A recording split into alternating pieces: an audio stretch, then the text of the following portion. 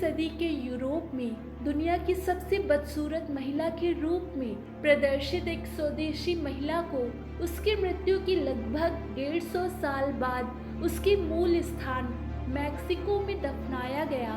उनका नाम था जूलिया पास्ट्राना, जिनका जन्म 1834 में हुआ था। वो हाइपरट्रिकोसिस से पीड़ित थी, जिसके कारण उनका चेहरा बालों से ढका हुआ था और उनका जबड़ा बाहर की ओर निकला हुआ था। उसके रूप के कारण उसे भालू महिला या वानर महिला कहा जाता था। जब जूलिया पास्ट्राना का जन्म हुआ तो उनकी माँ को चिंता हुई कि उनका रूप अलौकिक हस्तक्षेप का परिणाम था। लेकिन कुछ ही समय बाद कबीले के लोगों ने जूलिया और उसकी माँ को कबीले से बाहर कर दिया। इसके बाद जूलिया पास्ट्राना को एक अनाथालय में रख दिया गया। जूलिया आगे चलकर 19वीं सदी की सबसे प्रसिद्ध मानव जिज्ञासाओं में से एक बन गई, जिसे the ape women, the bear women या द बबून लेडी के नाम से जाना जाता है। सन 1854 में न्यूयॉर्क शहर के ब्रॉडवे पर गॉथिक हॉल में अपनी शुरुआत की। उसने लाल पोशाक पहनी, स्पेनिश लोक धुनें गाई और हाईलैंड फ्लिंग नृत्य किया। लोगों की विशाल भीड़ उसे देखने के लिए उमड़ पड़ी। हालांकि वो भीड़ वास्तव में गायन और नृत्य के लिए नहीं, बल्कि उसके बालों और उसके चेहरे और शरीर, उसके जबड़े जो कि आगे की ओर निकले हुए थे, उसके असामान्य रूप से बड़े होंठ देखने आए थे।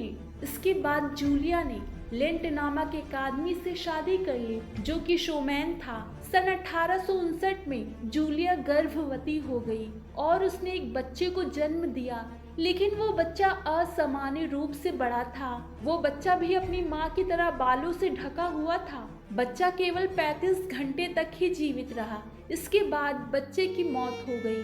इसके बाद जूलिया के गर्भाशय के आसपास पेरिटोनियम की सूजन थी, जिसके कारण उसकी मौत हो गई। लेंट, जो कि जूलिया का पति था, उसने अपनी पत्नी को गर्भवती करके शादी के माध्यम से अपने निवेश को सुरक्षित करने की लेंट की योजना विफल हो गई। लेकिन जिस हॉस्पिटल में जूलिया की मौत हुई, वहां लेंट की मुलाकात मॉस्को यूनिवर्सिटी के प्रोफेसर सोकोलोव से हुई।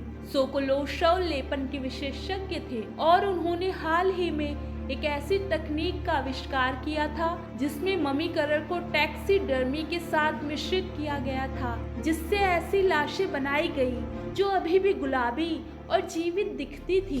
सोकोलोव और लेंट ने एक सौदा किया जिसमें सोकोलोव जूलिया और उसके बेटे के शव को खरीदेंगे और उन्हें विश्वविद्यालय के एनाटॉमिकल इंस्टीट्यूट में प्रदर्शित करेंगे। 3 साल बाद कुछ लोग इंस्टीट्यूट में घुस गए और जूलिया की बाह को फाड़ दिया, ये सोचकर कि वो एक पुतला था। पुलिस ने बाद में शव को बरामद कर लिया, लेकिन जूलिया का शिशु इतना क्षतिग्रस्त हो गया था कि उसकी मरम्मत संभव नहीं थी। वो कूड़ेदान में पहुंच गया। जूलिया पास्ट्राना के निधन के 153 साल बाद 2013 में आखिरकार उन्हें दफनाया गया।